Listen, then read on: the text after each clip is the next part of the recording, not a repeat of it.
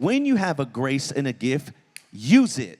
Notice there's a movement I've taught you many times called cessationism that tells you that these gifts are real and the miracles are real, but they were only in Jesus' ministry and the early apostles because God was still writing the Bible. But now that we have the Bible, we don't have to be sensationalists and constantly seek what is sensational, and because we can get over into goofy things spiritually, and we can start, we may even channel the demonic if we even attempt to do things that we see in the New Testament, even though somehow God, the Lord, did it himself. The earliest leaders in the church were doing it, and they didn't get goofy. They were getting people saved from it. People were getting delivered from it. Their healings were reading in the Word from it. But there's a movement in the church, unfortunately, through Reformed theology, Calvinist theology, certain aspects of Baptist theology, who reject the gifts of the Spirit. Some of you maybe even been raised in Baptist churches or Calvinist or Reformed traditions and didn't realize that. Well, that's the reason you didn't hear it taught. That's the reason you didn't see your pastors, loving and as beautiful as he was, ever lay hands on the sick. That's why you never heard him ever talk about praying in your prayer language, or